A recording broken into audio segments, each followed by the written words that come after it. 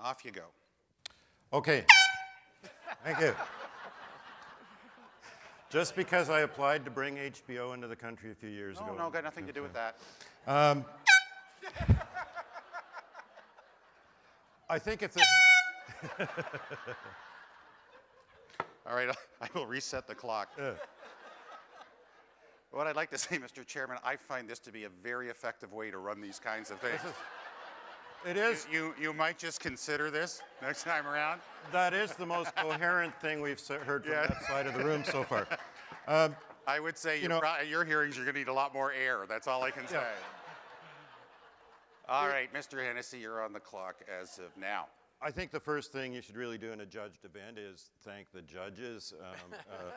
Sandra, I'm particularly happy to remind you that we are a gold sponsor of this conference. And they're not. And Paul, you are a consultant now. Tim, you're hopeless, so there's no point in trying to impact you. Okay, so the question is, are the broadcast and distribution rules obsolete? So this is where you do the quad. And so let me say, number one, if the chairman of the CRTC is telling you that they're obsolete, they're obsolete. Number two, if you think about it, these rules, after 25, 30 years, or is it 40 years, hard to remember, have resulted in virtually no Canadian content in prime time. Okay? Think about that. Is that obsolete enough for you? Or how about, in the name of diversity, not only have we progressively killed all the independent broadcasters in the country, but now, in the name of ensuring access, they're all owned by cable companies. Is that obsolete for you?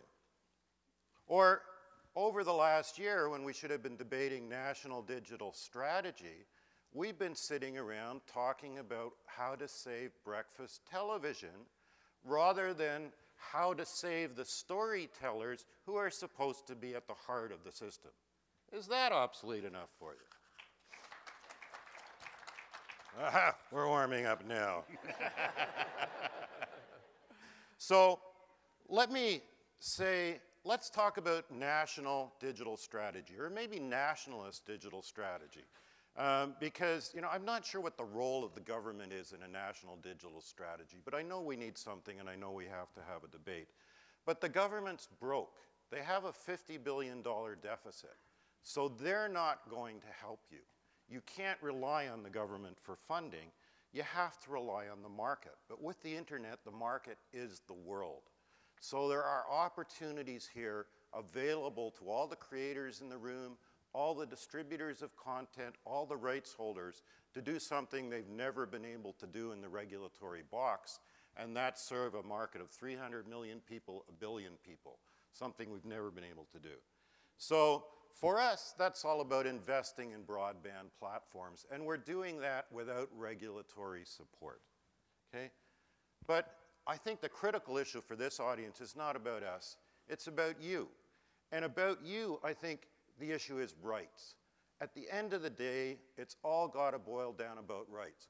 Why did we spend a year or more in hearing rooms in Ottawa debating how much revenue to share between broadcasters, who are really aggregators of content, versus cable companies, who are really aggregators of content and now own the broadcasters, rather than talking about producer rights? How is it possible to take advantage of the internet and wireless platforms and global access if producers in this country don't even have digital rights and have to give them up to the broadcasters who are owned by the cable companies in order to get on the single platform, the TV platform?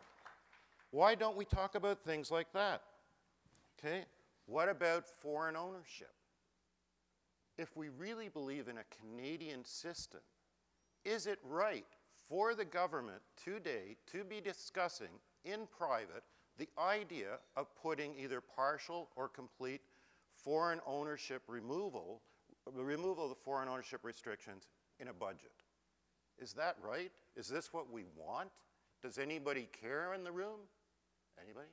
Anybody? No. Well, you see, that's the signal you're sending to government. If you don't care, don't say anything. If you do care, clap. Tinkerbell, anyway? No. Hey, okay. Because if you don't care enough about owning your cultural content, then there's no point in having regulations anyways. So that just says we're all obsolete. Okay?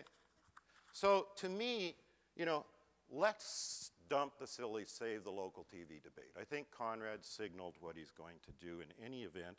But let's get back to the real thing. Let's get back to storytelling. That's what the people in the room are doing. They're making stories, right? You want this, Soren?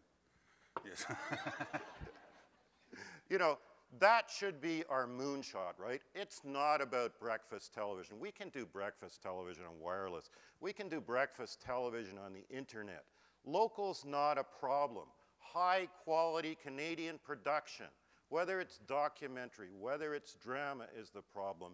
And if we can't find the money to do that, if we can't find the platforms to do that, and if we don't have the rights to do that, then there is no point in having a regulatory system or even making a better regulatory system, if there's such a thing, okay?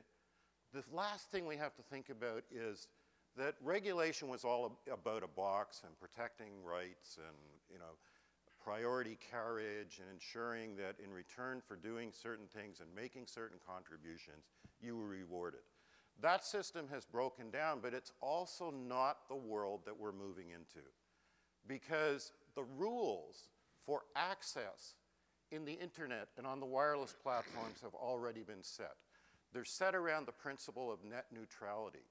And while that debate has already taken place, the consequence of that debate is that you can no longer rely on distributors to give you priority access, even if you need it, because it runs against what consumers have asked for, what governments support in terms of open broadband platforms. But that takes me back to the final point. If the platforms are open, they're open to the world. And if you believe in what the stories you're telling, if you believe those are good enough for us, and I believe that, that's why we're a sponsor here today, then they're good enough for the world. We as an industry, whether we're distributors, carriers, intellectual property rights holders, the people that are creating the tools to use the internet, have to get together and tell government what our strategy should be. It's not top down, it's bottom up. It starts from open networks, it's consumer driven, and it's the only way we're going to survive. And you can't do that with regulation. Thank you. What was I supposed to do to help you?